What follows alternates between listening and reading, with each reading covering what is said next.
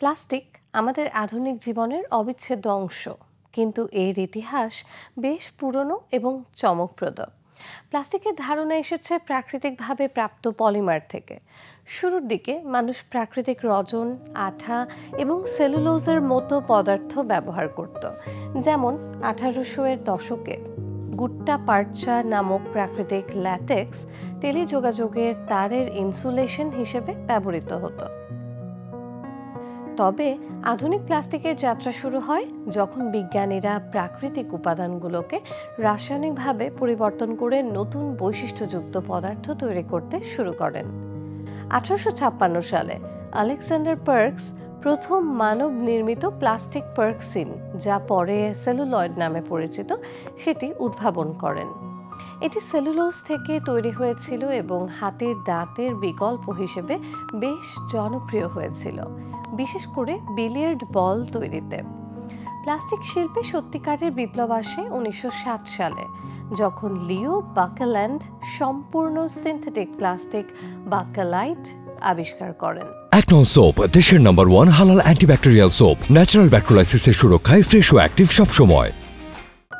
এটি ছিল তাপ প্রতিরোধী এবং বিদ্যুৎ অপরিবাহী, যা এটিকে বিভিন্ন শিল্প অ্যাপ্লিকেশন যেমন রেডিও কেসিং, টেলিফোন এবং বৈদ্যুতিক ইনসুলেটরে ব্যবহারের জন্য আদর্শ করে তোলে। বাকেলাইট ছিল প্রথম প্লাস্টিক যা প্রকৃতিতে পাওয়া কোনো অণু থেকে তৈরি হয়নি।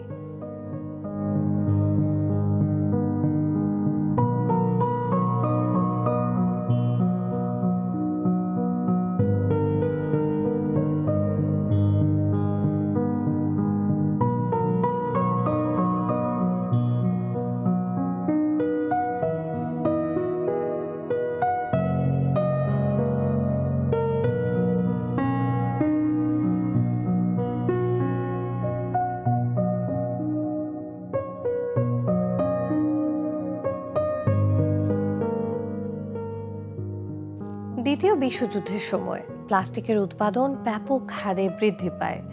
যুদ্ধকালীন চাহিদা মেটাতে প্যারাশুট, রাডার, কভার এবং বিমান উইন্ডশিল্ডের মতো জিনিস তৈরিতে প্লাস্টিক অপরিহার্য হয়ে ওঠে। এই সময়ে নাইলন, পলিয়েস্টার, পলিথিন এবং পিভিসি এর মতো নতুন নতুন প্লাস্টিক উদ্ভাবিত হয় এবং ব্যাপক উৎপাদন শুরু হয়। যুদ্ধের পর প্লাস্টিক দ্রুত দৈনন্দিন জীবনে প্রবেশ করে। সাশ্রয়ী মূল্য, হালকা ওজন, স্থায়িত্ব এবং বহুমুখী ব্যবহারের কারণে প্লাস্টিক প্যাকেজিং, খেলনা, গৃহস্থালির সামগ্রী, পোশাক, চিকিৎসা সরঞ্জাম এবং নির্মাণ শিল্পে বিপ্লব ঘটায়। বিংশ শতাব্দীর শেষ ভাগে প্লাস্টিক এতটাই সর্বত্র বিরাজমান হয়ে ওঠে যে এটি আধুনিক সমাজের প্রতীক হয়ে দাঁড়ায়।